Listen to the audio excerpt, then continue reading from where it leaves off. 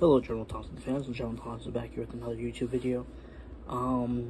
Talking about sort of the future. I mean, football's back, so my channel should hopefully be popping.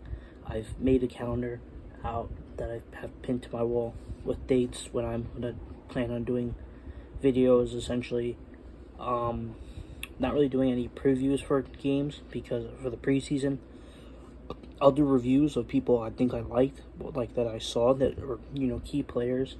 But in terms of like reviews, there's not like much I can review. I can, like week 1 I can do a review because, they have the certain players.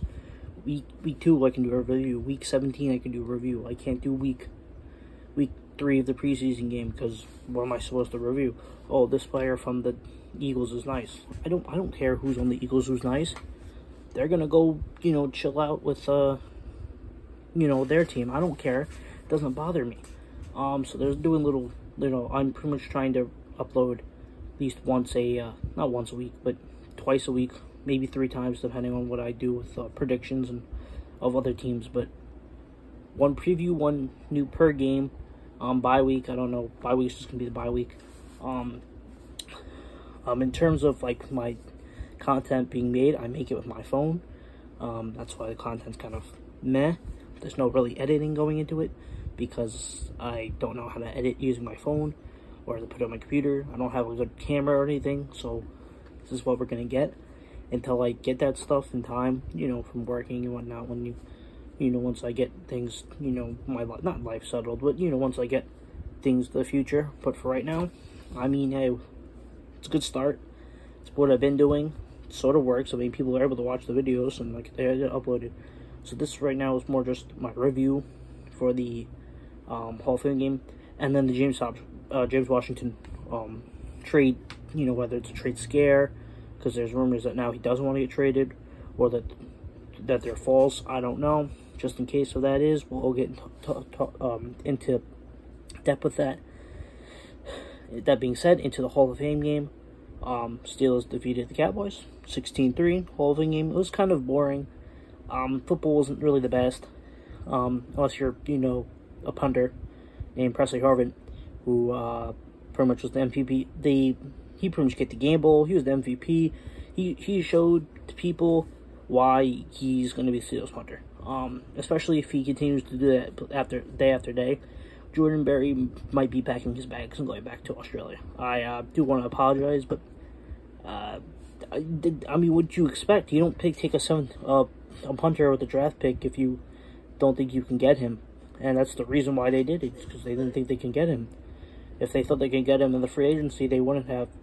That's the reason they took him, because they know if in free agency he can choose to go wherever. If he has a favorite team, say his favorite team's the Green Bay Packers. Not saying that Green Bay hasn't bad punter or anything, but you know what I mean. Like, he can choose that team. But us drafting him pretty much says, oh yeah, he's our guy now because we drafted him. It's not like it's something we did. He has no choice now. I mean, he could try to sit out, but in that case, you'll just be replaced. I mean, yeah, and you're better off just making it upside and playing. At least you'll make that a roster. So yeah, I mean, there you go. Not much else to really say other than he did well. Najee got his first catch. He did catch a few balls, but he got his first carry. He got a first down. We saw a little bit of Matt Canada's offense, a little bit of jet sweeps, a lot of motion.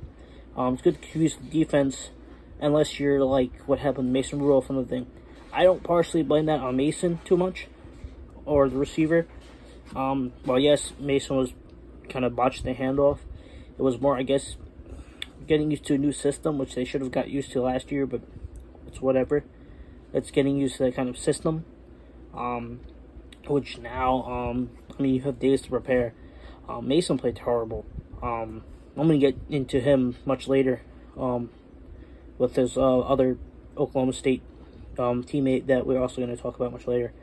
But for those that know who I'm talking about already, Haskins played he played decent football. It wasn't bad. He didn't go out. Him and Dobbs did good, but Dobbs also played against players that probably won't make the roster. So I he put up what he could.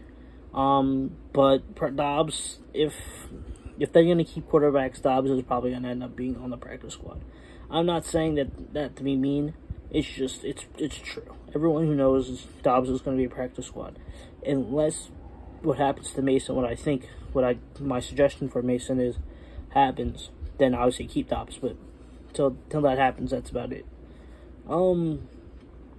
If you're into kickers and field goals in that game, straight garbage. Both kickers missed a bunch of kicks, except for the Dallas Cowboys kicker, who made one because they only scored 3 points.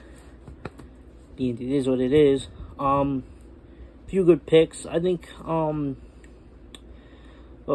Justin Lane had a nice fumble that he popped out that then was recovered by Anton Brooks, who I think is going to become our nickel corner, or not nickel slot corner, nickel corner, whatever. And I think he's going to be good. He picked it up. He ran. I mean, the boom connection. Now obviously, that happens. It happens. So now, what else? I mean, you go, and you see Pierre fighting for a spot. I think he will do well. I think he'll win the spot. Him and Hayden are going to be Sutton. I mean, Sutton has experience, so I'm not worried about that. I'm more worried about who's going to be our third main guy. And I think it's going to be Pierre right now. But unless Pierre does something in terms of a turnover. I mean, unless he does that, and then if Lane also comes out, if Lane and Pierre put up about similar stats in terms of pass deflections, but because Lane has a fumble return, fumble, he had he caused the fumble. Lane, I don't want to say Lane will get the spot, but he might. I think both of them will end up making the roster anyway. I think Trey Norwood will be practice squad. Nothing against Trey Norwood or anything. I think he'll be great, but I think Trey Norwood still needs to be.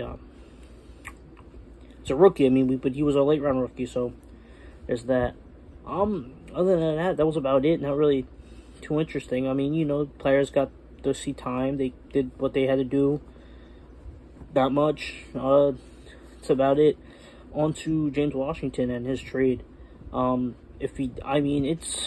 want to say it was not expected, but drafted him in 2018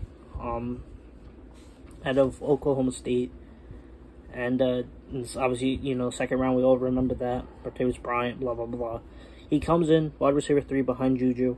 It's essentially what he did, and he did. I mean, he had 16 receptions. He put up 217 yards and a touchdown.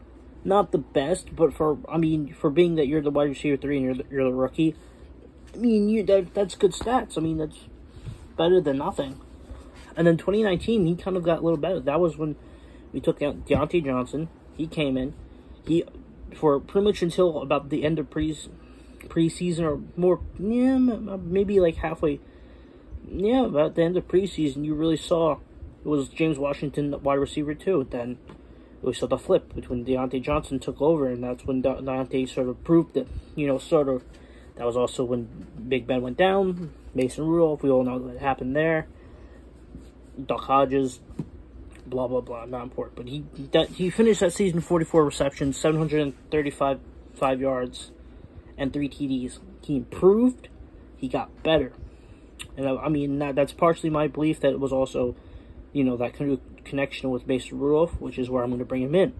If Mason's not the best, and Washington does want to get traded, trade both of them to whatever team you can get probably a good pick, or try to get a potential starting lineman. Doing that will be the best. And then in 2020, I think the final nail in the coffin is the fact that we had 3 wide receivers. James Washington was probably going to get some time outside of Juju was playing slot, and then we said, you know what? Let's get Claypool. Now, I don't hate Claypool. I think he's great. I think he has potential to be a great wide receiver 1.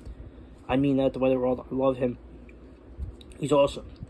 And, but that took away from James Washington. And you sort of saw that. A little bit. He didn't get there many receptions. He got 30 receptions. His yards weren't as good as last year. They were like cut in half essentially. He got 392 yards, so they nearly got cut in half, and then he had 5 TDs. So he caught more TDs, but essentially with the inclusion of Chase Claypool, you kind of saw a sort of slight decline because you knew Deontay was probably going to become that good wide receiver one that potentially. That's pretty much, that's Ben's favorite target, so it was not like, that wasn't improbable. And then you saw, essentially, with this big wide receiver, Chase Claypool, coming out, dude was going to come out and do well. And then, the only thing, I guess, potentially keeping that might have kept James Washington was the fact that Juju was also on his contract year. But the fact Juju's now back, it's not like he's going to be fitting in. Because now you need like a slot receiver. Not saying who's going to play slot, but you could put Deontay in the slot or somebody, or even Ray would probably go in the slot anyway, so it's not like you'd get much reps. So I don't, that's why I'm saying if you do trade him, find someone who's willing to give you maybe a decent starter, not a starting lineman, but a starting caliber lineman. Even if the lineman is on this, second string on their team. Better than, anything. If you think he's starting caliber, take him. Take him now, though. Like, if you're going to trade now, so it's, while you're still in the preseason and practices, so you can sign up, get your wide receivers that you want to sort of replace him. Get that moving. Send Mason there. Find a team that also could use a quarterback, backup quarterback. I say the Texans because of the fact that, Houston's in shambles with their quarterback, and getting a nice wide out who's nice and young, it could be nice. Maybe try to finesse him for Laramie Tunsil. I don't know. That last part's a joke, but you think about the Lions. Lions need a wide receiver too. Maybe try to get a starting caliber pick or even a draft pick, and then you send him, be Jared Goff's backup. It's better than nothing. The other option is just cutting Mason Rudolph, if they do choose to do that option, because of the fact that, I don't know if they will, but you get it. That being said, if James Washington wants out, that's fine, he can have out, but I think we trade both of them, we trade him now, we get the players that we need, so that while we have 3 more preseason games, we can find a good wide receiver, bring them in, so we can have depth, but also get this, lineman sort of up to speed, find out where he's going to, depending on what position he plays, and then find out, if he's actually going to be the starter week 1 or not. But that's about it, really, for this video, and for my rant, in terms of trade. So pretty much the big 3 things is expect uploads now that football's back. Do that. Expect James Washington to hopefully, if James Washington does get traded, do him and Mason Rudolph, because they're both college teammates, so they might have some connection, and try to get either a starting caliber lineman or a late round pick, like a 5th at best, and that the Presley Harvin did really well. Najee had his first carry. I like them to progress next game, and that see how Haskins and Dobbs does. But other than that, that's about it. So don't forget to like, comment, subscribe. This is Jeremy Thompson, saluting off.